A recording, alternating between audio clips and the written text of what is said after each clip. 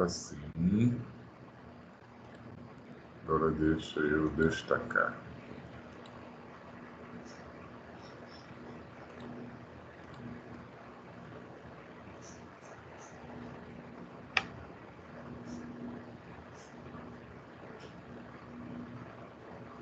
Isso aí, já são 9h01, né? Quentinho de entrar. Temos 32 já. Tá bom. Quem for entrando depois, vai entrando. Então vamos compartilhar a tela exatamente onde a gente parou na aula passada. Então foi aqui. Então, nós vínhamos aqui falando da composição do filtrado, né?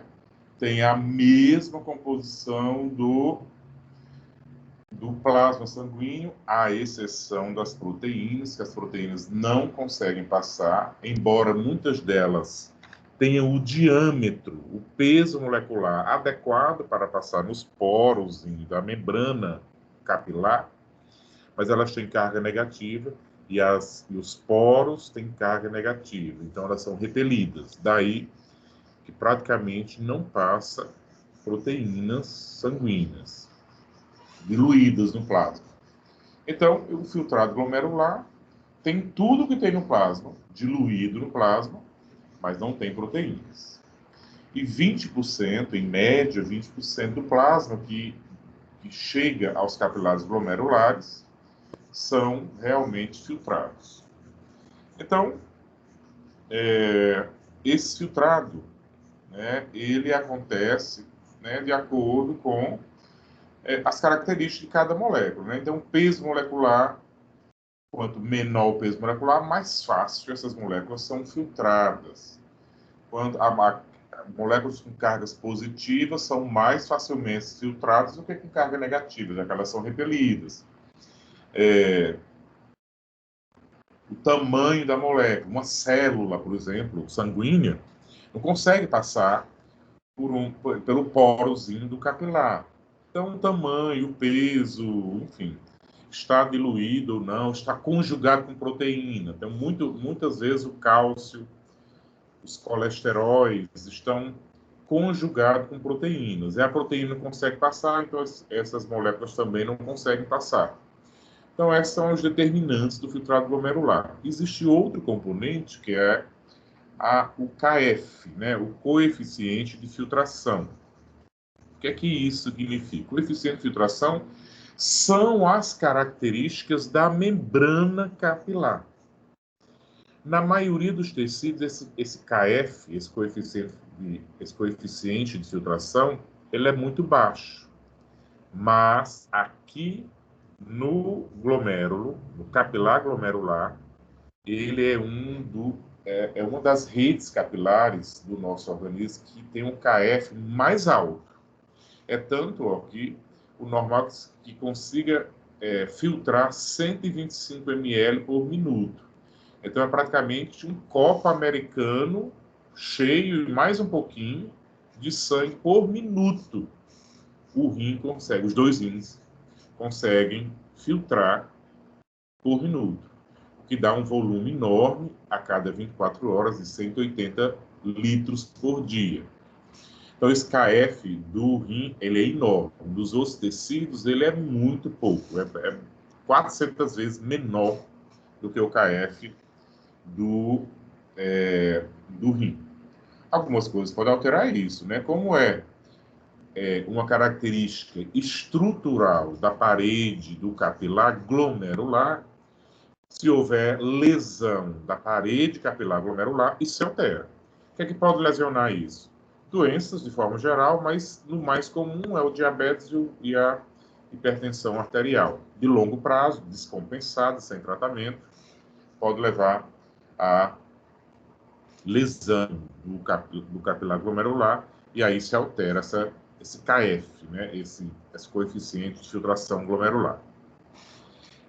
E aí a gente chega aqui nessas forças que determinam, né, o quanto de filtrado glomerular vai acontecer. Qual a taxa de filtração glomerular vai acontecer de acordo com essas forças. Na aula passada, eu meio que interrompi, no finalzinho da aula, nos últimos 10 minutos, eu interrompi os slides e preferi fazer uma pequena revisão ali no quadro com vocês, para a gente entender como é que ocorre a interação dessas pressões em um capilar qualquer, de outro tecido qualquer, né? E aí, naquele desenho, eu mostrei que vem a arteríola, capilar, vênula, em qualquer tecido dessa forma, né? Capilar, arteríola, dá origem aos capilares. No desenho meu era só um capilar, mas, na verdade, são vários capilares brotando de uma arteríola e depois se reagrupam em uma vênula. E aí a pressão vai caindo ao longo desse capilar. Na extremidade arterial é em torno de 30, na extremidade venosa é em torno de 10. Isso é uma média da pressão hidrostática, o que seria essa pressão aqui, ó, pressão hidrostática dentro do capilar. É 30 nos tecidos periféricos, qualquer tecido. Uma média de 30. Mas olha aqui a pressão hidrostática do capilar glomerular. É bem mais alta. Ela é de 60 milímetros de mercúrio. Então, isso traz consequências, né? Então, é um capilar que a pressão do sangue dentro dele, que é a pressão hidrostática, é muito maior do que nos outros capilares. Ok. A pressão coloidosmótica ou a pressão oncótica, ela é uma pressão, gente, que ela é exercida. Quem gera a pressão coloidosmótica, eu prefiro chamar pressão oncótica, porque o nome é menorzinho. Quem gera ela são as proteínas diluídas no plasma. É como se fosse um soluto que puxa o líquido. É uma força de atração osmótica. Puxa o líquido. É uma força que impede a filtração glomerular, impede a filtração de qualquer capilar. Quanto mais alta essa pressão oncótica, ou seja, uma pessoa que tem, por exemplo, uma hiperproteinemia, ou seja, tem um aumento das proteínas sanguíneas, tem mais albumina do que o normal, essa pessoa vai filtrar menos, os capilares dela quase não vão deixar sair o líquido, o plasma sanguíneo. E ao contrário, uma pessoa que tem a hipoproteinemia, tem proteína mais baixa no sangue, ela vai filtrar muito. Filtra tanto que aí acumula líquido aqui no intestício, e aí dá edema, né? É o famoso edema generalizado, né? Quando tem uma hipoproteinemia. Edema de todo o corpo, chama anasarca. E aí, essa pressão oncótica, ela é a pressão oncótica do sangue, a pressão oncótica do capilar. Ela impede a filtração, ela puxa o líquido para si. Então aí, peguem os papeizinhos de vocês, o resumo aí, que vocês devem ter uma caneta, um papel aí em algum lugar. Escreve assim, macete, dica. Toda pressão hidrostática afasta o líquido para longe de si. Anota isso. É um macetezinho. A pressão hidrostática afasta, expulsa o líquido para longe de si.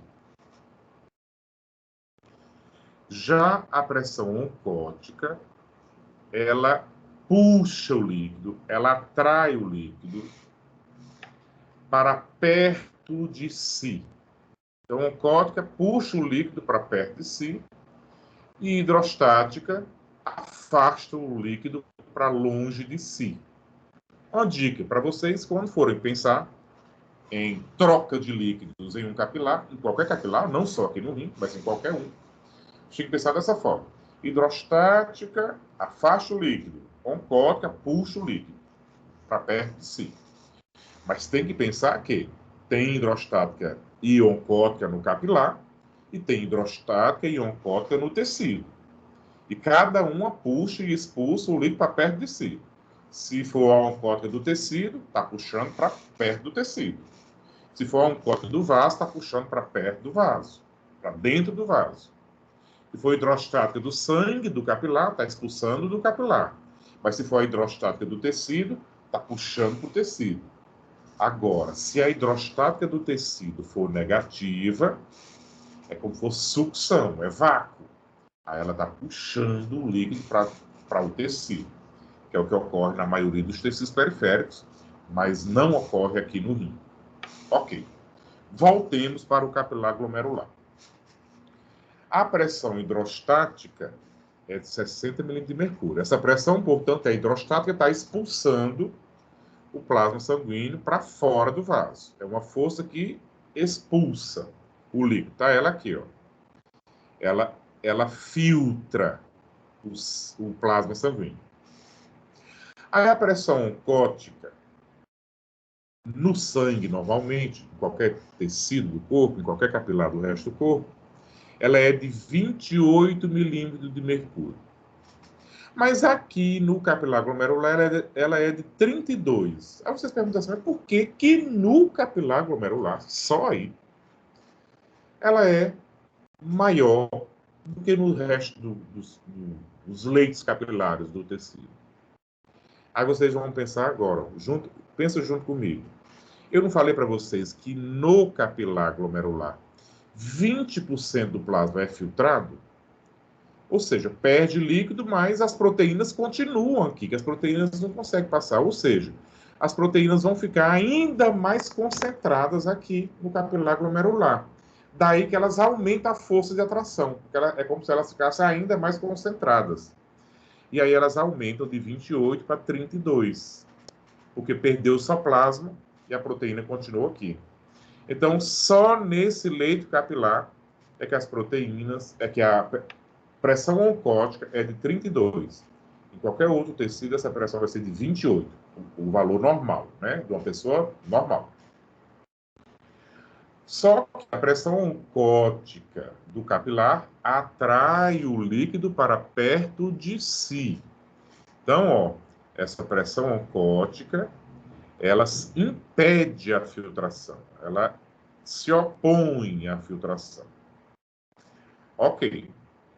Agora tem as pressões de fora, do interstício, que no nosso caso aqui são as pressões de dentro da cápsula de Bowman. Em um tecido periférico, a pressão hidrostática do tecido, né, em qualquer outro tecido, ela seria negativa, em torno de -3, porque tem um vaso linfático que faz essa sucção. Aqui na cápsula de Bowman não tem vaso linfático. Então, não tem essa bomba de sucção que é do capilar linfático.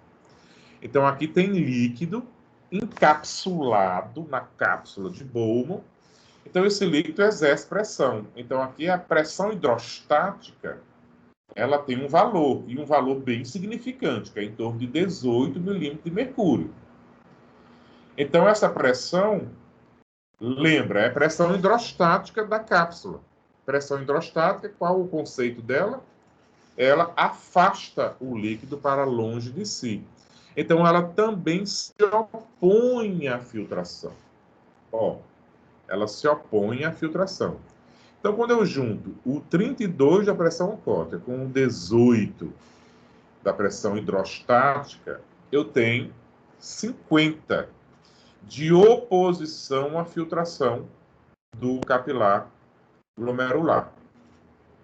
Existe ainda uma outra pressão aqui no intestício. Nos outros tecidos periféricos, tem proteína no intestício, que é a matriz extracelular, com colágenos, proteoglicanos. São proteínas, exercem pressão coreoosmótica ou pressão oncótica. Nos outros tecidos, essa pressão é em torno de 8 milímetros de mercúrio. Mas aqui na cápsula de Bowman, ela é 0. Por quê? Por que a pressão oncótica na cápsula de Bowman é 0? E nos outros tecidos é 8 milímetros de mercúrio. Lembra, pressão oncótica é exercida, é gerada por proteínas. Aí eu pergunto, tem proteína aqui na cápsula de Bowman? Não. Elas foram impedidas de sair do sangue para cá. Lembra, elas não conseguem sair por causa da carga negativa. Então, aqui esse líquido, o filtrado glomerular que está aqui na cápsula de Bowman, não é desprovido de proteína. Então, não tem é praticamente desprezível, é zero a pressão oncótica do capilar. Então, ela nem apareceu aqui, ó, na nossa fórmula, porque ela é zero, não tem proteína aqui. Então, qual é a resultante disso? Eu tenho 60 de filtração, menos 50 de impedir essa filtração. 60 menos 50, a resultante é quanto? De 10 de filtração. Então, eu tenho uma pressão efetiva de filtração de 10 milímetros de mercúrio. E é essa pressão efetiva de filtração, ou seja, uma força maior para filtrar do que de reabsorver, que leva à filtração dos 20% de plasma que ocorre no capilar glomerular. É dessa forma que ocorre a filtração glomerular. Aí daqui a gente já tira várias conclusões. Ó. Por exemplo, se um indivíduo tem uma hipotensão arterial, perdeu sangue, uma hemorragia, ou está com um choque, porque teve uma parada cardíaca, enfim, a pressão caiu por algum motivo. Se a pressão arterial cai, a pressão hidrostática do capilar cai. Não é mais 60, ela cai. Se ela cai, ó, que é essa principal aqui de filtração, isso quer dizer que as forças de reabsorção vão ficar maiores do que a de filtração. Então, simplesmente o indivíduo para de ter filtração glomerular. Fica anúrico, não produz urina. Então, já sabe que um indivíduo que chega lá no pronto-socorro com a queda da pressão muito baixa, vai olhar a diurese dele, está zero. Porque os rins deles, os néfrons deles, não tem filtração glomerular, já que não tem pressão hidrostática. Então, a gente já consegue auferir algumas conclusões a partir daí. E aqui tem outras conclusões. Ó. Por exemplo, o KF, que é aquele coeficiente de filtração, se ele diminuir, também vai levar à diminuição da taxa de filtração glomerular, porque o KF diminuído quer dizer que houve destruição de alguns capilares glomerulares. Quanto menos capilares glomerulares eu tiver, menor a filtração. Quem causa isso? Doenças renais, como diabetes mellitus e hipertensão arterial. Aumento da pressão hidrostática capilar da cápsula de Bowman. Olha aqui, ó. Imagina que lá, esse aqui é o filtrado glomerular, vai saindo aqui, aí logo aqui já tem um túbulo contorcido proximal, depois alça de Henle, depois túbulo contorcido distal, depois ducto coletor. O ducto coletor vai cair na papila renal, pelve renal, ureter. Imagina se tiver um cálculo renal lá no ureter, ou seja, todo o trânsito do filtrado glomerular vai ficar interrompido porque tem um cálculo ocluindo o ureter. Aí esse líquido vai ficar o quê? Pressurizado, né? Vai ficar estagnado aqui. Aí essa pressão começa a subir. Se essa pressão começa a subir, a pressão da cápsula de Bowman, então esse 18 começa a subir. Acaba que a pressão da cápsula de Bowman vai impedir a filtração glomerular. Logo, o aumento da pressão da cápsula de Bowman diminui a taxa de filtração glomerular. Aumento da pressão oncótica glomerular também diminui a taxa de filtração glomerular. Isso é bem lógico. Ó. Se essa pressão aqui aumenta, porque eu tenho mais proteínas, esse indivíduo está com hiperproteinemia, quer dizer que esse valor aumenta. Se ele aumenta, está puxando mais líquido, impede a filtração. Também diminui a taxa de filtração glomerular. E daí para baixo vocês vão vendo todas as alterações que podem ocorrer se eu alterar qualquer uma dessas pressões aqui. Eu altero a taxa de filtração glomerular. Aí aqui, gente, a gente tem que fazer uma paradinha para observar isso aqui. Arteríola aferente, capilares glomerulares, arteríola eferente. Vamos aqui na primeira situação.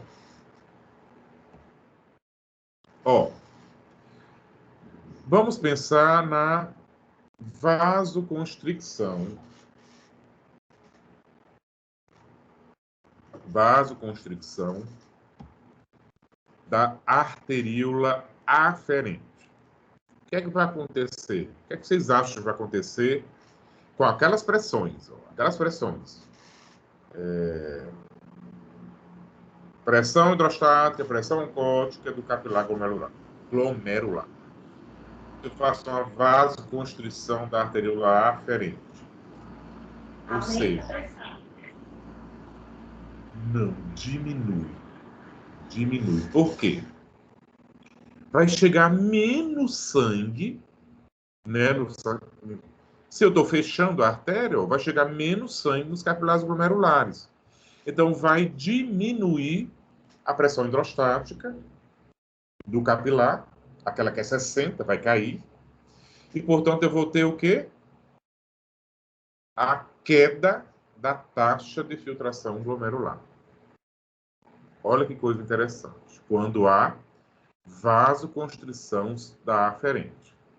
Ao mesmo tempo, se eu tiver vasodilatação da aferente, isso vai aumentar a pressão hidrostática glomerular e aumentar a taxa de filtração glomerular. Seria o contrário aqui, se houvesse uma vasodilatação. Ok. Agora vamos pensar na vasoconstrição da eferente, só da eferente. Agora muda de figura o negócio. Vamos pensar. O sangue chega normalmente, ó, a aferente está normal. Mas ele é impedido de sair, ou impedido parcialmente, ou completamente de sair dos capilares glomerulares. Porque a arteríola eferente está um pouco ocluída, vasoconstricta. Aí, aqui, a gente tem que abrir o olho, porque tem duas respostas. Resposta bifásica, como o Guyton fala. Resposta bifásica. Na primeira fase, é quando a resistência da arteríola eferente, ela é só parcialmente, ela fecha só um pouquinho. Então, o que é que vai acontecer? O sangue ainda continua passando, só com certa dificuldade, porque a resistência aumentou só um pouquinho. O que é que você vai ter? O sangue cheio aqui, normalmente, pela aferente, mas ele é impedido de sair parcialmente aqui pela eferente. Então, vai ter o quê? Aumento da pressão hidrostática capilar, né? Então, quando há uma vasoconstrição da eferente leve, na verdade, você vai aumentar a taxa de filtração glomerular. Isso é a primeira fase, a primeira resposta. A segunda é, se a vasoconstrição for forte, quase fechando a arteríola, ou fechando completamente, aí você deixa de ter fluxo sanguíneo. Você fecha completamente, ou quase fecha completamente, você deixa de ter fluxo sanguíneo passando aqui. E aí acaba diminuindo a pressão hidrostática capilar e pressão oncótica, porque também deixa de chegar proteína. E aí você vai ter diminuição da taxa de filtração glomerular. Então, ó, quando for aumento da resistência, vasoconstrição da arteríola eferente, a resposta vai ser sempre bifásica. Se for aumento da resistência leve, aumenta a taxa de filtração glomerular. Se for aumento importante da resistência, quase total, vasoconstrição total ou muito perto do total, aí você tem queda da filtração, da taxa de filtração glomerular. Então lembra aí que na eferente a resposta pode ser duas respostas. Na aferente é só uma. Vasoconstringiu, diminuiu, vasodilatou, aumentou a taxa de filtração glomerular. E na eferente as respostas são duas, né? Depende de qual grau de resistência que aumentou ali na arteríola eferente. Ok? E aí a gente vai para o controle fisiológico dessa filtração. O que determina? Né? Porque o rim tem que saber o momento de aumentar a taxa de filtração glomerular ou de diminuir a taxa de filtração glomerular. Né? Qual o momento? Né? O que determina o aumento da pressão hidrostática glomerular e o que determina o aumento ou diminuição da pressão oncótica ou osmótica glomerular. vários fatores estão envolvidos com isso. O sistema nervoso simpático, né? Uma forte ativação do sistema nervoso simpático leva à constrição das arteríolas, diminui o fluxo sanguíneo e diminui a taxa de filtração glomerular. Isquemia cerebral ou hemorragia grave fazem o mesmo efeito através do sistema nervoso simpático. E tem os hormônios e altacoides intrínsecos do rim, que a gente vai ver agora. Esse mecanismo é extremamente importante a gente entender esses dois mecanismos aqui, ó, que são os mecanismos intrínsecos do rim, né, que eles não dependem de nada externo, não dependem do sistema nervoso simpático, eles são do rim, produzidos no próprio rim, e que autorregula, né, são mecanismos autorregulatórios do próprio rim. De forma geral, a adrenalina e noradrenalina, que são os hormônios tipicamente simpáticos, diminui a taxa de filtração glomerular. Endotelina, que é um hormônio liberado pelo endotélio dos vasos sanguíneos, quando lesado, né, quando danificado, diminui a taxa de filtração glomerular. A angiotensina 2, nós vamos falar sobre ela agora, previne a queda da taxa de filtração glomerular, nós vamos entender como. Óxido nítrico é um vasodilatador, ele aumenta a taxa de filtração glomerular, é produzido também na célula endotelial. E as prostaglandinas, dependendo do efeito, geralmente aumenta a taxa de filtração glomerular, porque geralmente elas são vasodilatadoras, né? Tanto a prostaglandina E2 quanto a prostaglandina I2. Aí nós vamos ver um pouco melhor esse aqui, ó, que é um dos principais mecanismos autorregulatórios da filtração. O rim autorregula-se, né? E aí ele autorregula a sua própria taxa de filtração glomerular. Vamos entender esse processo. Eu prefiro ir lá no quadro agora, para eu explicar lá. Depois a gente volta aqui e eu explico de novo no slide. Deixa eu mudar a câmera. Cadê?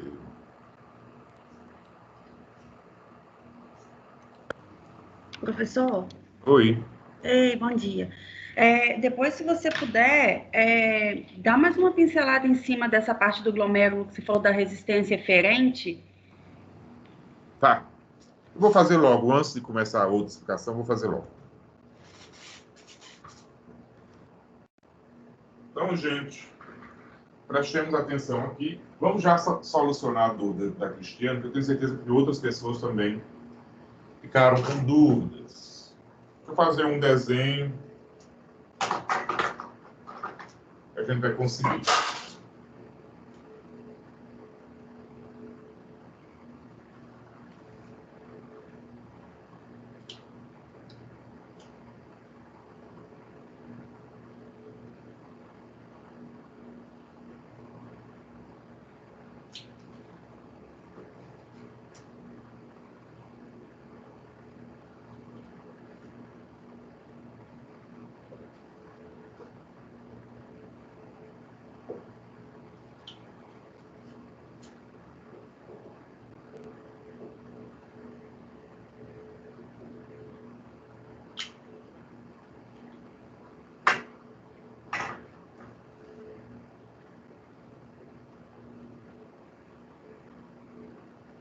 Então, ó, o sangue está vindo dali, né? Da arteríola aferente. Então, ó, ele chega aqui com uma pressão bastante alta, né? Ele chega com uma pressão de 60, que é a pressão hidrostática. 60. Então, veja, se ocorrer uma vasoconstricção da arteríola aferente, se ela fizer assim, ó, Isso quer dizer que vai chegar menos sangue aqui, ó. Menos sangue. E, portanto, essa pressão aqui cai. Porque está chegando menos sangue. Então, ela cai. E essa pressão é a pressão principal que expulsa, que filtra, né? Que gera o filtrado glomerular. Então, se essa pressão cai, diminui o filtrado glomerular. Então, ó, uma vasoconstricção ou aumento da resistência da arteríola aferente diminui a taxa de filtração glomerular. O contrário também é verdadeiro. Se essa arteríola faz uma vasodilatação, ou seja, se ela aumenta o diâmetro, vai chegar mais sangue e essa pressão tende a aumentar. E isso vai fazer filtrar mais líquido, mais plasma, e aumenta a taxa de filtração glomerular. Então, o contrário também é verdadeiro. Agora aqui, vamos pensar só nessa, que é a arteríola eferente. Vamos pensar que o sangue está chegando normalmente aqui, na arteríola aferente. No capilar também está normal, mas essa aqui agora fez uma vasoconstrição leve. Uma vasoconstrição leve. Ou seja, o sangue chega aqui e ele tem uma leve dificuldade de passar agora por um sistema tubular que está um pouco mais fino. O diâmetro diminuiu, já que houve uma vasoconstricção leve da arteríola eferente. Então, meio que o sangue fica represado do ponto que está a vasoconstricção para trás. Porque houve uma vasoconstricção, né? Uma vasoconstricção, o sangue fica represado para trás. Se ele fica represado, né? Ele aumenta a pressão um pouquinho. Se aumenta a pressão um pouco, então isso aumenta o filtrado glomerular. Então, a resposta a uma vasoconstricção leve, um aumento leve da resistência da arteríola eferente, é o aumento do filtrado glomerular, da taxa de filtração glomerular. Mas, no entanto, se essa vasoconstricção for muito grande, né, for uma vasoconstricção mesmo grande, um aumento importante da resistência da arteríola eferente, aí o sangue é impedido de passar para cá. Então o sangue não flui mais. Se o sangue não flui mais, o que acontece? Essa pressão aqui cai para zero. Não está chegando mais sangue. O sangue está impedido de circular por esse sistema de arteríola e capilar. E aí o que é que vai acontecer? A taxa de filtração glomerular cai. Então, quando a gente está falando de aumento da resistência da arteríola eferente, a gente sempre tem que pensar se esse aumento da resistência é leve, que vai aumentar a taxa de filtração glomerular, ou se esse aumento da resistência é severo, que vai diminuir a taxa de filtração glomerular. É uma resposta bifásica, depende de que fase está ocorrendo a vasoconstricção da arteríola eferente. E a gente vai ver que existem hormônios, como eu vou explicar agora, que vasoconstringem só essa. É o caso da angiotensina 2, que eu vou mostrar agora, nessa próxima explicação. A angiotensina 2 age nas duas, mas principalmente nessa. Promove vasoconstricção só dessa. Portanto, ela tem a resposta de aumentar o filtrado glomerular a despeito da pressão aqui estar diminuindo. A pessoa pode até ter tido uma hemorragia e ainda assim ela vai urinar um pouquinho, que é para eliminar o mínimo de soluto e de excretas que o organismo tem que colocar para fora. Né? Tem que eliminar, senão vai ficar intoxicado com ureia, com creatinina, com ácido úrico, quando a pressão cai por algum motivo. Então, a angiotensina 2 tem esse poder de fazer vasoconstricção só ou quase, né, quase mais da arteríola eferente. Você conseguiu entender, Cristiane, e todo mundo? Sim? Ok. Agora vamos para a explicação. Wagner, eu tenho uma questão aí. Oi? Eu não escutei. Eu queria te perguntar, porque aí você deu o exemplo de um néfron, mas no caso essa constrição ou dilatação acontece em vários simultaneamente? Sim. Porque a angiotensina 2 é liberada no sangue, e aí ela age nos receptores de angiotensina 2 que estão em todas as arteríolas eferentes. Professor, Oi? só para ver, então, se eu entendi aqui. Quando a vasoconstrição, então, ela for bem acentuada, é como se paralisasse, então, o glomérulo, o funcionamento dele, por isso que vai fazer com que diminua a taxa de filtração Isso aí. e a pressão, né? Ok. Exatamente. É como se eu brecasse o fluxo sanguíneo para aquele néfron, e aí ele não vai mais fazer taxa, não vai filtrar mais nada. Essa é o pensamento. Esse é o pensamento.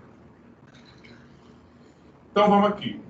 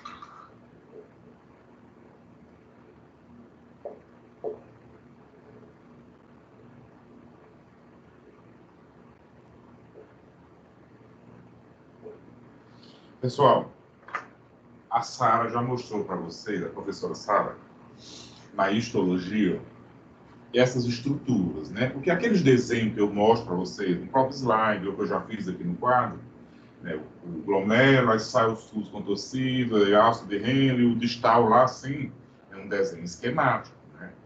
Na realidade, eles meio que se enroscam entre si, né? Não é aquele aberto, né? aquele néfron aberto é um desenho esquemático porque eu quero escrever bem, explicar melhor. Mas ele não é daquela forma, né? A Sara deve ter mostrado para vocês o real de um néfron, né?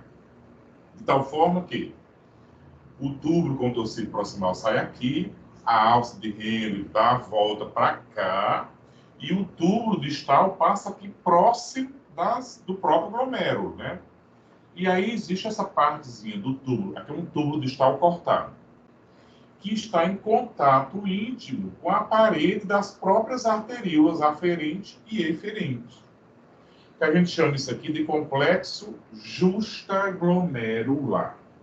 Complexo justaglomerular. Justa que está próximo, né? Colado ao glomérulo.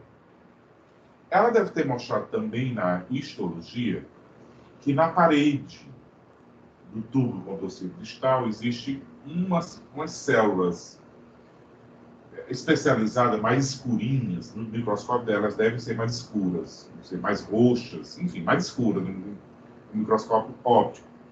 a gente chama de mácula densa. Essas células aqui.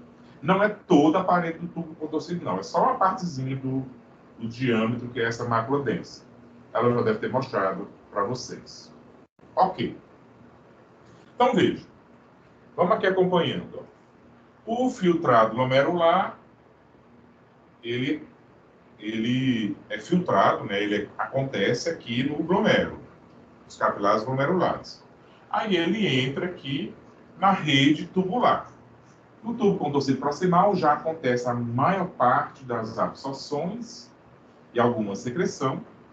Depois a alça de Henle absorve mais água na descendente, absorve mais solutos, sódio, potássio, cloreto, um pouquinho de ureia na ascendente. E aí quando sai da alça de Henle ascendente, cai na porção inicial do tubo contorcido distal, onde está localizada a mácula densa. Então chega aqui, ó, um filtrado glomerular que já foi trabalhado pelo tubo contorcido proximal, pela alça de Henle descendente fina, pela alça de Henle ascendente fina e pela alça de Henle ascendente espessa. 4 porções tubulares já trabalharam, já reabsorveram, já secretaram esse filtrado glomerular. Então chega ali ele já bem modificado do que saiu aqui no glomérulo. E aí acontece que nesse filtrado glomerular ainda contém cloreto de sódio, sal. Essas células da mácula densa, elas têm um sistema especial que são sensíveis, as células da mácula densa, a essa quantidade de NaCl. É como se fosse uma célula sensora de sódio no tubo contorcido distal, que são essas células da mácula densa. Se a quantidade de sal aumenta, elas detectam. Se a quantidade de sal diminui, elas detectam. Elas detectam aí a alteração, portanto, de NaCl no filtrado glomerular, que chega ao início do tubo contorcido distal. Ótimo. São células sensoras. Existe um mecanismo, meio que um receptor, que abre canais, né? Se tem pouco sal, eles abrem canais, a célula despolariza. Se tem muito sal, fecha canal, a célula hiperpolariza. Um mecanismo mais ou menos assim, né? Com potencial de ação. Aí o que acontece? Se, por algum motivo, a quantidade de sal diminuir, a quantidade de sódio diminuir aqui no início do tubo contorcido distal, a mácula densa vai perceber essa diminuição. Ela, portanto, percebe essa diminuição e ela sinaliza para as células que estão coladinhas nela, que são essas células em vermelho aqui, que são as células da parede da arteríola aferente e um pouquinho também da eferente. Tem aqui também. Tem mácula densa aqui e células justaglomerulares aqui. É maior na arteríola aferente mesmo. Mas tem um pouquinho na eferente também. Então, ó, voltando. A mácula densa enxerga, sente, né? Ela percebe, ela mede que o sódio diminuiu aqui no filtrado glomerular ao nível do tubo contorcido distal. Ela percebe. Aí ela sinaliza para essas células da parede da arteríola aferente. Essas células a gente dá o nome essas células da parede da arteríola. Células justaglomerulares. Células justaglomerulares. Estas células justaglomerulares, que são a parede da arteríola aferente, mas também um pouquinho da arteríola eferente, elas têm uma maquinaria de organelas celulares próprias para síntese proteica, e elas sintetizam e liberam uma proteína com função enzimática. Elas liberam uma enzima. Liberam uma enzima que se chama renina. Renina. Então, ó, é tudo um passo a passo. A mácula densa percebe a diminuição da quantidade de sal, sinaliza para a célula justa glomerular da parede da arteriolar aferente e também da eferente. E aí, a célula justa glomerular, recebendo esse sinal, libera uma enzima que se chama renina. Essa enzima, vou apagar aqui um pouquinho. Essa enzima, ela cai no sangue. Isso aqui é liberado no sangue e vai circular no sangue. Essa renina, ela age num substrato. Esse substrato é uma proteína,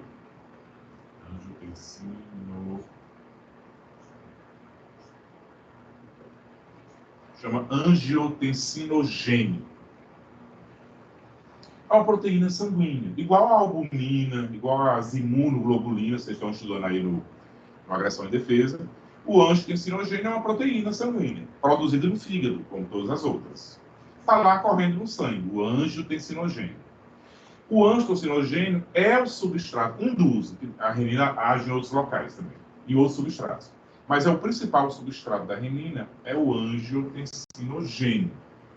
Ela age nele, é uma enzima, e ela tira uns 2 ou 3 aminoácidos do angiotensinogênio e transforma o angiotensinogênio, né, ação, em angiotensina 1. Angiotensina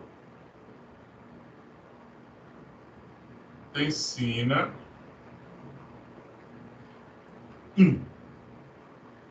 A angiotensina 1, ela não tem tantos efeitos biológicos, são mínimos, quase não tem efeito biológico. Mas a angiotensina 1 está lá correndo no sangue também, circulando no nosso sangue. Ao passar pelos vasos sanguíneos pulmonares, nos vasos sanguíneos pulmonares, no endotélio dos vasos sanguíneos pulmonares, existe uma outra enzima, se chama ECA, a sigla. A ECA é enzima conversora de angiotensina. Ela transforma a angiotensina 1 em angiotensina 2.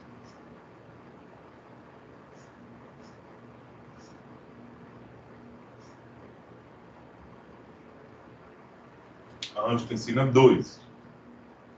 Aí sim a angiotensina 2 tem muitos efeitos. É vasoconstritora, portanto ela aumenta a pressão, ela aumenta a sensação de sede, para a gente querer ingerir mais água. Ela atua no coração, atua no cérebro, enfim, vários locais. Mas para a gente aqui, para a aula de hoje, onde é que ela atua? O que é que ela faz? Eu acabei de explicar para a Cristiane. Ela atua onde? Fazendo o quê? Uma vasoconstricção moderada da arteriola eferente, o que vai aumentar a taxa de filtração glomerular, aumenta o filtrado glomerular, e simplesmente, como está filtrando mais, vai corrigir isso aqui, ó. Vai trazer para a quantidade normal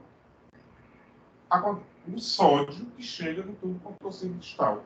Essa história toda que eu estou contando é só para normalizar o sódio que está chegando aqui na mácula densa. Então, a angiotensina 2 é algo completamente fisiológico. É para normalizar a quantidade de sal que tem no nosso organismo. Então, ela entra em ação sempre que a gente tem uma queda da pressão, diminuição do fluxo sanguíneo renal, ou em doenças, né? E aí vocês viram que ela consegue aumentar a pressão arterial. Né? O efeito dela no final aumenta a pressão arterial, porque ela reabsorve mais sódio. Ela aumenta o volume de sangue, porque absorve mais líquido. Absorve sódio, absorve água também junto. E aí a gente já pode até fazer um link, ó. A maioria dos hipertensos, 95% dos hipertensos no mundo inteiro, quem tem pressão alta? A maioria são hipertensos idiopáticos. Né? O que é idiopático? Não tem causa conhecida. Simplesmente, esse sistema fica muito exacerbado. Não se sabe por quê, não se conhece a causa, fica muito exacerbado. E a pressão começa a subir, por causa desse processo todo. E aí, qual é o resultado? A pessoa que hipertensa, às vezes nem sabe, que muitas vezes a hipertensão é assintomática. E aí, quando descobre, o médico vai tratar com o quê? O inibidor da renina, que é o alisquireno. O inibidor da ECA, que é o famoso captopril, enalapril, lisinopril. Tudo termina com pril, vai ser inibidor da ECA. Ou inibidor da angiotensina 2, que é losartan, valsartan. Valsartan que eu tomo, que eu sou hipertenso, tratado, eu tomo de manhã. Ou diurético, para perder líquido, né? Diurético aí, como a gente vai ver na aula 2 daqui a pouco. Então veja o quão é importante entender isso aqui, e clinicamente vocês vão usar isso no dia a dia. No quinto período vocês vão começar a fazer ambulatório em vários UBS aqui da cidade. E assim, 80% do público-alvo que vocês vão atender hipertenso e diabetes. Hipertenso, vocês vão passar todos esses medicamentos aqui, ó, inibidores aqui. Todos eles tomam esses medicamentos. Então, tem que conhecer. E que seja logo agora, nessa aula hoje. Vou voltar lá para o slide e a gente vai repetir tudo. Oi. Você só repete para mim de novo, isso é a ECA? Enzima conversora de angiotensina. E essa enzima, ela tá onde? Na verdade, ela tem em vários leitos capilares, de vários órgãos, de vários tecidos. Mas, onde ela é mais presente, onde ela realmente transforma a angiotensina 1 em angiotensina 2, nossa, está dando até sol aqui hoje.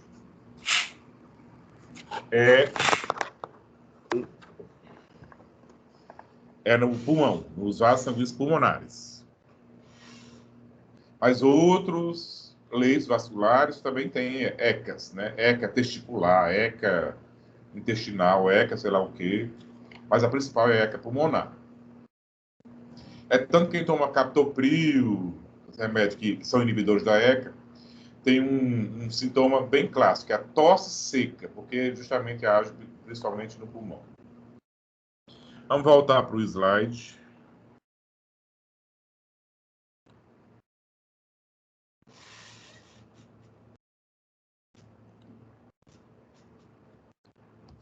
Então tá aqui, ó. Olha que figura bonitinha. Vamos repetir tudo. Então veja, o sangue chega pela arteriola aferente, entra aqui nos capilares glomerulares e aí é filtrado. O filtrado glomerular começa a passar por aqui, né? Os túbulos contorcidos proximais, alça de Henle, descendente fina, ascendente espessa. Aí entra no túbulo contorcido distal. Olha ele aqui, ó. Eu peguei isso aqui e ampliei aqui. Olha ele aqui, o túbulo contorcido distal, cortadinho aqui, ó. Então, veja, esse complexo justa-glomerular é onde eu tenho o túbulo distal coladinho na parede, coladinho nas paredes da arteríola aferente e eferente. Voltado para as paredes das duas arteríolas, eu tenho o quê? Essas células mais escurinhas, que eu chamo de mácula densa. E essa mácula densa são sensíveis à quantidade de sal que tem aqui dentro, no filtrado glomerular, que está passando aqui pelo filtrado, pelo túbulo distal. Ela percebe quando ela diminui, principalmente, e aí ela sinaliza para a célula justa glomerular, ó, célula justa glomerular, que na verdade são um músculo liso adaptado, e essa célula libera no sangue renina. Então, ó, olha o que acontece. Por exemplo, um estímulo para isso seria o quê? Diminuição da pressão arterial. Alguém que teve uma hemorragia, por exemplo. Diminuiu a pressão arterial, diminuiu a pressão hidrostática glomerular. Aquela pressão que é 60 lá no glomérulo vai cair porque a pressão arterial caiu. E isso leva à diminuição da taxa de filtração glomerular, que por sua vez leva à diminuição do sal na mácula densa. A mácula densa sinaliza para a célula justa glomerular, que libera renina. Ó, a renina aumentando no sangue. A renina age no angiotensinogênio, transforma em angiotensina 1, a angiotensina 2, é transformada em angiotensina 2, começa a aumentar no sangue. A angiotensina 2 faz o quê? Aumento da resistência arteriolar eferente. O que, ó, previne a queda da pressão hidrostática glomerular. A mácula densa também faz o quê? Diminui a resistência arteriolar aferente, o que também previne a queda da taxa de filtração glomerular, a queda da pressão hidrostática glomerular. Então, por duas vias, o rim autorregula-se, sem necessidade de sistema nervoso, de inervação de nada. O rim sozinho faz isso. Então, ó, a diminuição do sal na mácula densa leva à prevenção da queda da pressão arterial, da queda da pressão hidrostática glomerular.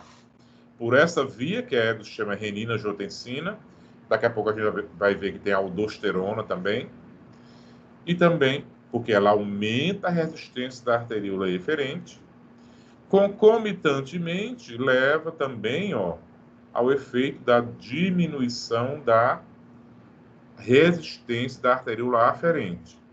Então você vai ter a situação seguinte: chegando mais sangue ao capilar glomerular e impedindo que ele saia. Ou seja, você vai impedir essa queda tão acentuada da pressão hidrostática glomerular. Olha que coisa perfeita aí que o engenheiro celestial fez no rim para ele autorregular-se em situações adversas, como uma queda da pressão arterial. Experimentos em ratinhos, lá no meu laboratório, quando eu fiz, só rapidinho, no laboratório onde eu fiz mestrado, na UFES, aqui na Federal do Espírito Santo, no mesmo laboratório onde eu fiz, só que não foi a minha pesquisa, foi de uma colega. Ela simulava isso aqui, ó. Ela colocava um clipe na artéria renal, um clipezinho de cobre, bem pequenininho, quase microscópico, na artéria renal do rato. Abria, fazia uma cirurgiazinha, e só ela, a Sônia, minha colega, que já era doutorado dela, eu estava fazendo mestrado, a Sônia conseguia colocar esse clipe na artéria renal do ratinho. E qual era o resultado? Chegava menos sangue naquele rim.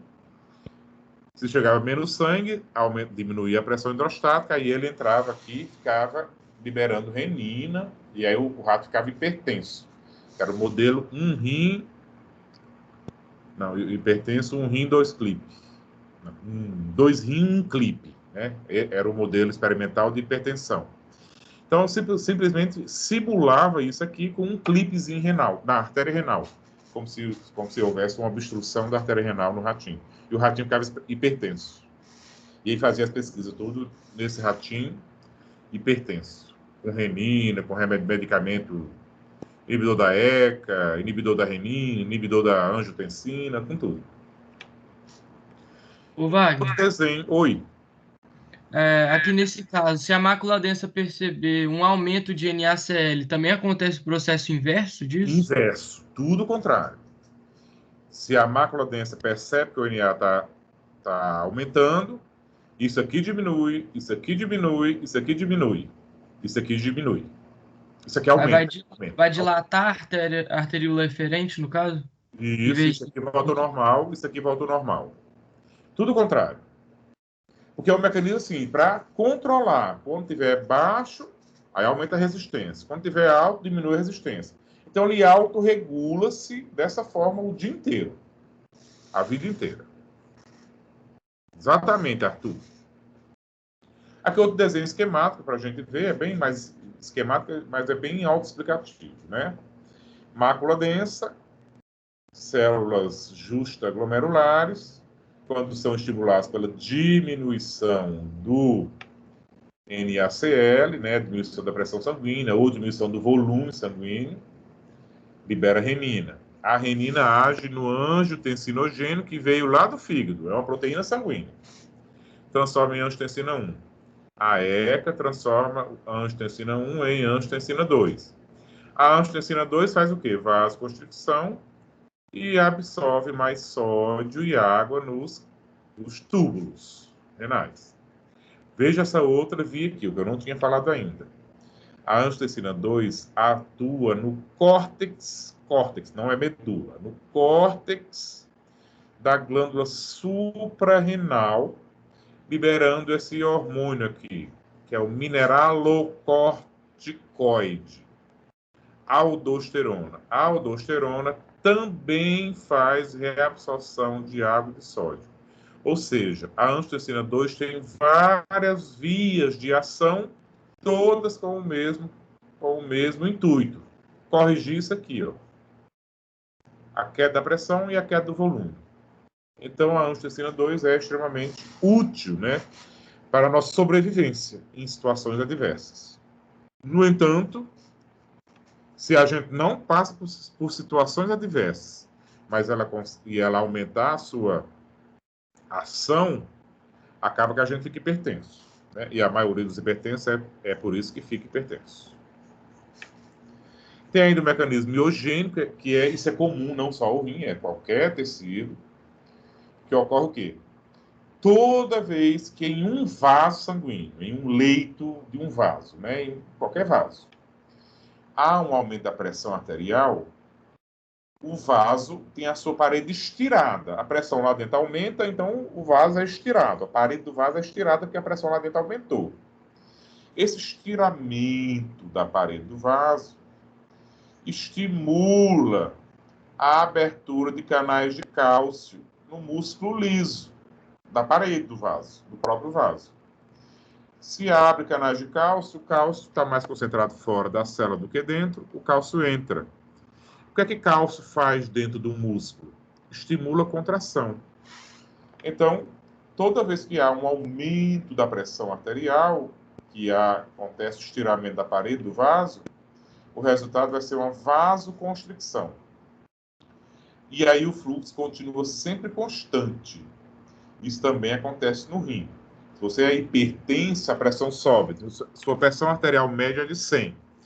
Mas você sofreu uma emoção, uma raiva, sei lá, ou comeu alguma coisa muito salgada e a pressão subiu para 150, isso não quer dizer que sua taxa de filtração glomerular vai aumentar 50% também. Por quê? Porque esses mecanismos impedem que o fluxo sanguíneo aumente muito. Então, basicamente, sua pressão arterial pode cair para 80 milímetros de mercúrio ou subir para 160 milímetros de mercúrio, e sua taxa de filtração glomerular basicamente não se altera, por causa desses mecanismos de proteção. Senão, a gente via aí, ou urinando pouco demais, ou urinando demais no nosso dia a dia, aí, né? Com as emoções que a gente tem, enfim. Que a pressão às vezes está mais alta, a pressão às vezes está mais baixa. Estou praticando um exercício, a pressão sobe. Estou dormindo, a pressão cai. E aí, quando estou praticando exercício, eu ia urinar 1 litro a cada meia hora. Estou dormindo, não ia urinar nada, isso não podia acontecer.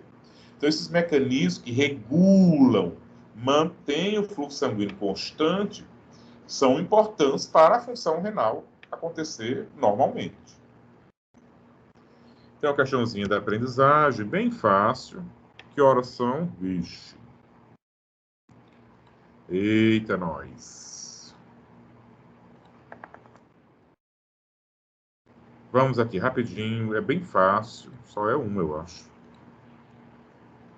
Cadê o chat?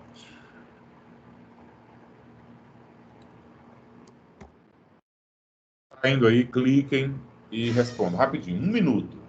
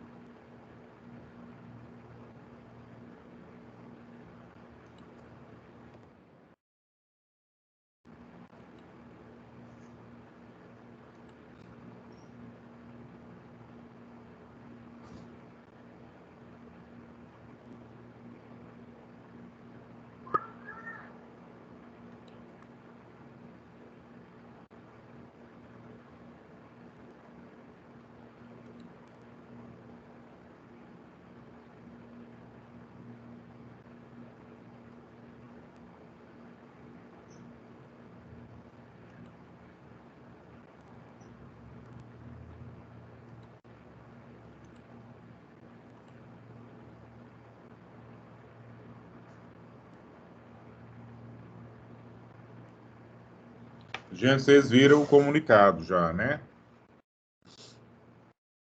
Só não vai ter as aulas presenciais. As teóricas, prova teórica, tudo continua igual.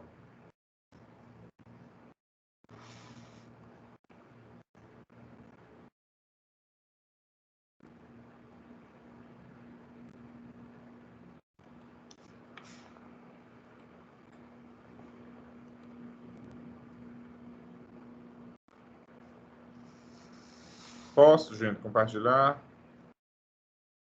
Só 7 responderam. Esperar mais de 30 segundos.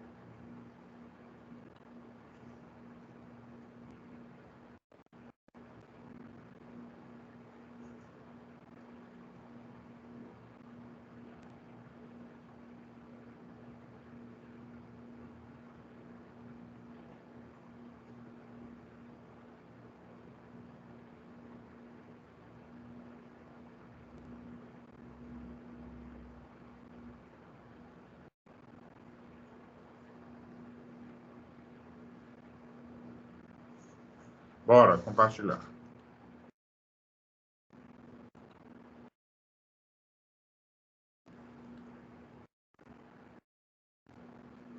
Sobre o sistema renina-angiotensina, aldosterona, leia as seguintes afirmativas e depois responda.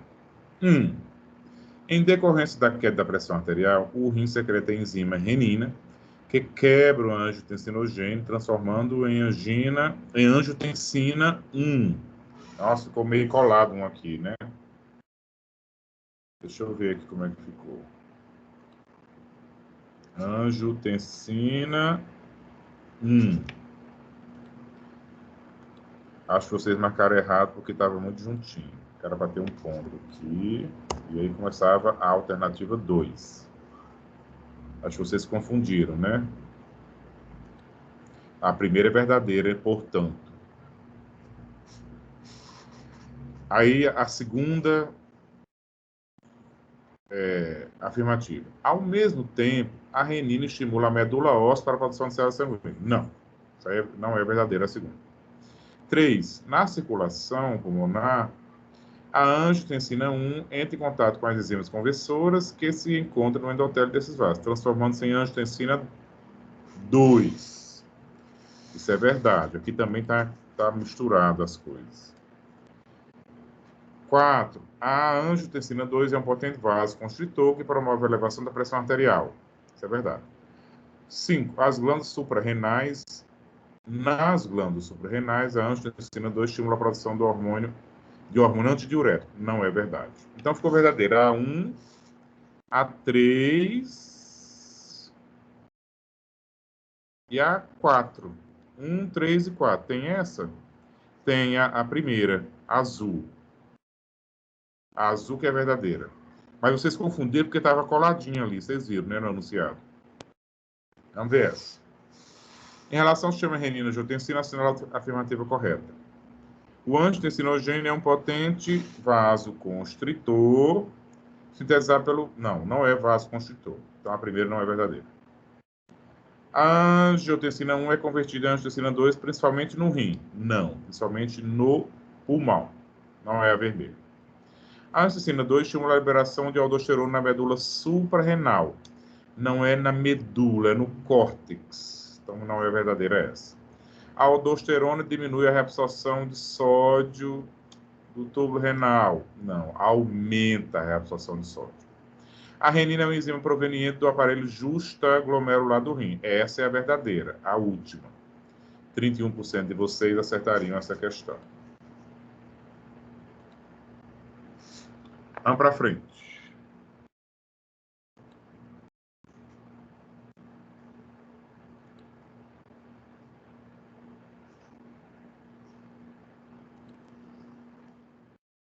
A micção.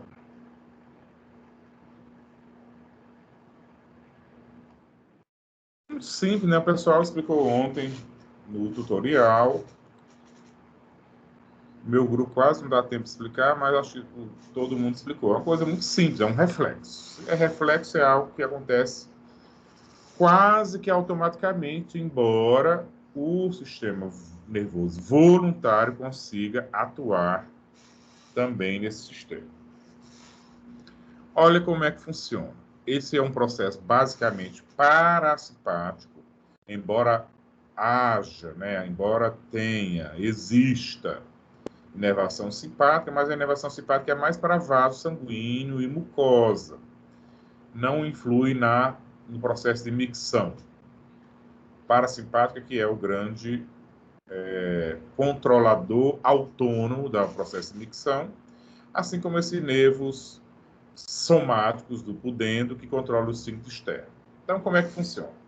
Nós temos na parede da bexiga, principalmente naquele trígono, receptores de estiramento. Receptores de estiramento são receptores, né, que são sensíveis, são mecanorreceptores, receptores mecânicos, que são sensíveis ao estiramento. Quando eles são estirados, eles desenvolvem potenciais de ação uma frequência maior. Quando eles são encurtados, eles diminuem a frequência de potenciais de ação. Então, o sistema nervoso parasimpático recebe essa informação de frequência de potenciais de ação. Quando ele está muito estirado, essa frequência aumenta. Aí o parasimpático sabe que a bexiga está estirada, está cheia. Se diminui esse estiramento, diminui a frequência de potenciais de ação, o parasimpático sabe que a bexiga está mais vazia. Então, acontece como? Quando o rim vai sempre produzindo urina constantemente, 24 horas por dia, sem parar. e a bexiga vai se enchendo. Aí ela enche um pouquinho, existem as contrações basais, né, do próprio músculo detrusor, e aí tá lá 100 ml de urina aqui armazenada. Aí acontece um pequeno estiramento desses receptores de estiramento. Aí manda um sinal aferente pelos nervos parasimpáticos até o segmento S2 e S3, que são os segmentos sacrais do sistema nervoso parasimpático. Recebe esse estímulo, então o sistema nervoso parasimpático fala assim: tem urina na bexiga, vamos eliminar essa urina. Aí devolve como um estímulo eferente para o músculo detrusor se contrair. Então você vai ter aqui, no uretrocistograma, um aumento da pressão dentro da bexiga, porque houve uma primeira contração do músculo detrusor. Ao mesmo tempo, ele relaxa o esfíncter interno, que é o involuntário. Tá vendo? O mesmo estímulo eferente no parasimpático, olha como é engraçado. O mesmo estímulo parasimpático, ele é estimulatório para a musculatura detrussora e é inibitória para o esfíncter interno. Então, estímulo inibitório junto com o estímulo excitatório do músculo detrusor. A parte eferente. Mas você não pode ir fazer xixi agora, tá assistindo aula. Voluntariamente, agora é sistema nervoso somático, você contrai através do nervo pudendo, né, que é nervo somático, o esfíncter externo, que é músculo esquelético. Então, por mais que a pressão aqui aumentou um pouquinho, foi de 5 até 15 milímetros de mercúrio, não foi suficiente para abrir o esfíncter externo. E aí, o receptor de estiramento se adapta. E aí acaba de diminuir a frequência de estímulo que vai lá para o parasimpático e ele diminui o estímulo para a contração, a pressão volta para o basal. Passa mais um tempo, meia hora, 40 minutos, o rim continuou formando urina. Aí agora tem 150 ml, 180 ml. Mais uma vez, o receptor de estiramento foi estimulado. Mandou o sinal aferente para o parasimpático, que reflexamente mandou de volta o sinal eferente para a contração do músculo detrusor e relaxamento do esfíncter interno. E aí você teve mais um aumento da pressão dentro da bexiga, porque houve a contração. E você sente aquela segunda vontade de ir no banheiro, a segunda urgência miccional. Mas você ainda não pode ir ainda. Você prende voluntariamente com o músculo externo, com o músculo voluntário. Mais uma vez o receptor se adapta, acaba o estímulo, acaba a contração, volta para a pressão basal da bexiga. Mais um tempo, meia hora, 40 minutos, até mais, 90 minutos, uma hora, chega mais xixi, a bexiga agora se encheu para 250 ml. Estirou de novo o receptor de estiramento, manda o sinal para parasimpático, volta com contração, relaxamento desse, e você vai ter outra contração. Sempre a contração vai ficar um pouquinho mais forte, porque a bexiga está ficando mais cheia. Mais forte, mais forte, mais forte, que são as urgências, contrações miccionais. E cada vez mais a pressão vai aumentando, chega até a 50 milímetros de mercúrio, que é uma pressão enorme. E você vai prendendo que você ainda não consegue ir no banheiro. E aí chega o momento que você vai no banheiro. E aí centros de controle de micção, que são bulbares, lá no tronco cerebral, estimulam voluntariamente o sistema parasimpático sacral para que ele inicie a contração do músculo detrusor, ao mesmo tempo que o relaxamento do esfíncter interno, e você voluntariamente já está lá no banheiro, sentado, ou o homem está lá em pé no mictório, relaxa o esfíncter externo. E em poucos segundos, a conjunção de contração do detrusor, relaxamento dos dois esfíncteres e o aumento da pressão faz com que aqui a pressão está em 40, 50 milímetros de mercúrio. E lá na saída da uretra a pressão está zero, o que é que vai acontecer? O xixi sai por diferença de pressão. Esse é o processo miccional. Agora, por exemplo, se você tiver uma lesão medular, RAC medular total, e aí fica a medula sacral fica intacta, só fica a parte reflexa autônoma, sem esse controle voluntário.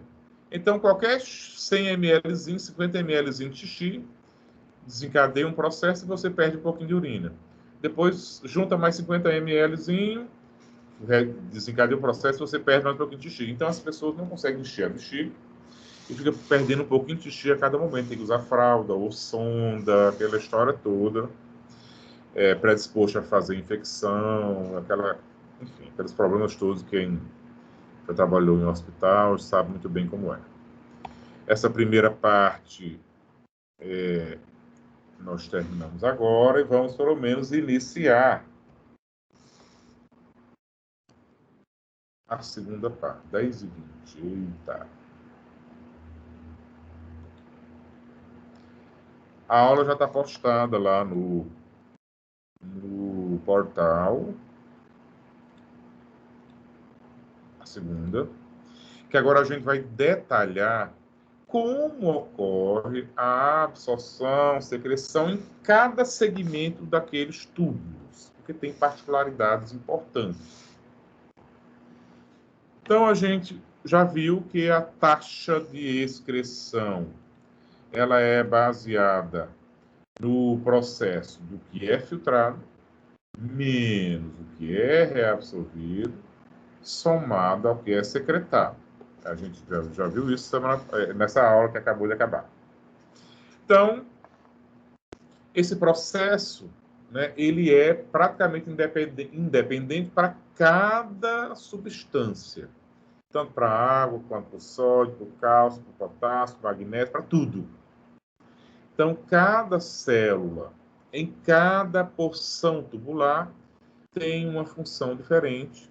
E até o formato da célula dos túbulos é diferente de acordo com esse tipo de absorção. Então, você pega, por exemplo, a célula de revestimento do túbulo contorcido proximal, vai ser bem diferente daquela célula da alça de Henle fina, porque elas têm uma maquinaria de organelas celulares bem diferentes, que são próprias para a sua função de reabsorção ou de secreção, de acordo com cada função do segmento tubular. Então, nós temos aí substâncias que são filtradas e que são completamente reabsorvidas, 100% reabsorvidas, até o outro extremo que é filtrada e nada é reabsorvido. Todo o que é filtrado é excretado, com 0% de reabsorção. E entre os dois extremos, daquela substância que é totalmente reabsorvida e aquela que é zero reabsorvida, nós temos aí vários exemplos de substâncias que são, ora, quase toda reabsorvida, até outras que são assim 50% absorvidas, como é o caso da ureia. Então aí você tem vários exemplos de substâncias que são a seu modo, de cada, dependendo da necessidade do corpo, são reabsorvidas ou secretadas. Quais são os mecanismos de transporte envolvidos nisso? Aqui no Rio nós vamos ter exemplo de todos os mecanismos de transporte envolvidos no processo de reabsorção ou secreção.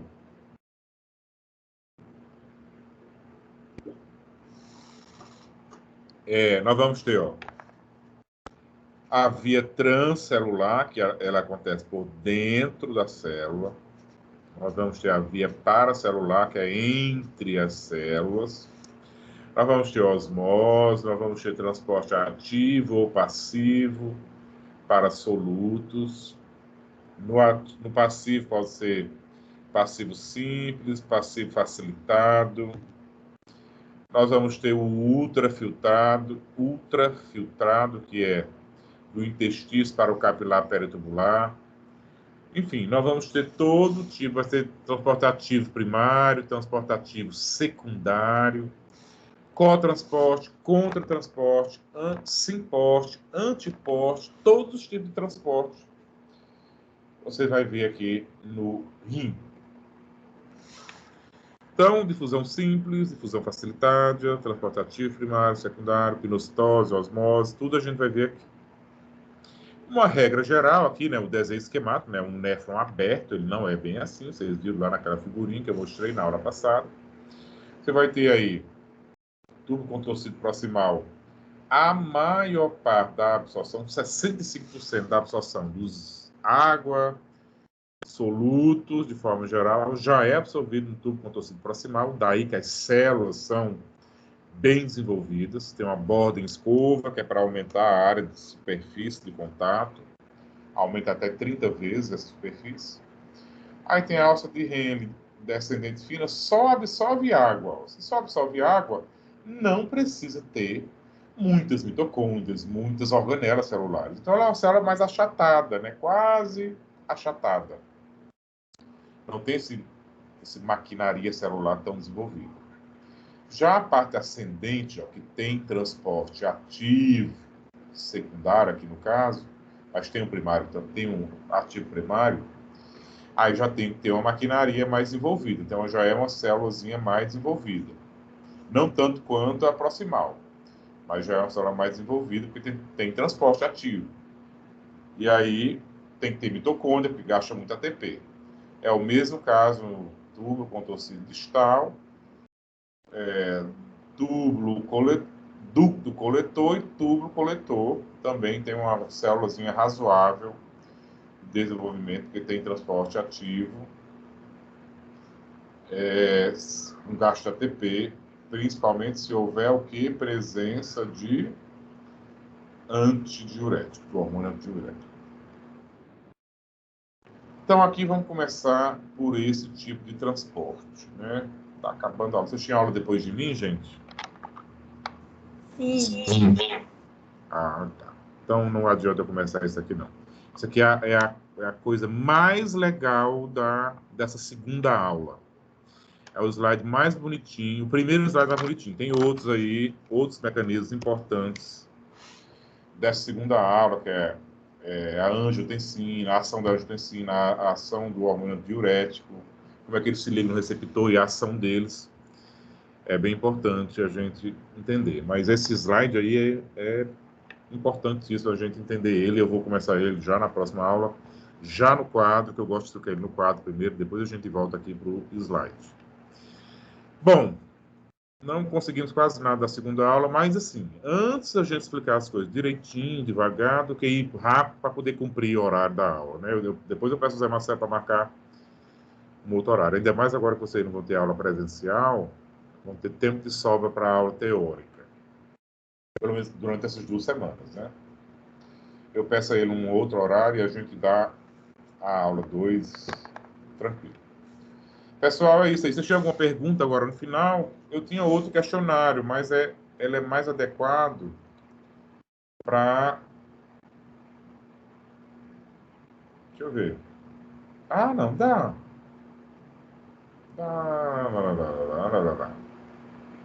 Não, não dá. Eu tinha que dar pelo menos a metade dessa segunda aula para vocês conseguirem responder esse questionário aqui. Então vamos deixar ele quietinho, guardado para a próxima aula.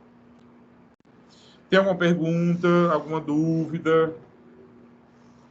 Tem 1 minuto ainda de aula. Espero que tenham gostado, aproveitado. E até a próxima, se Deus quiser.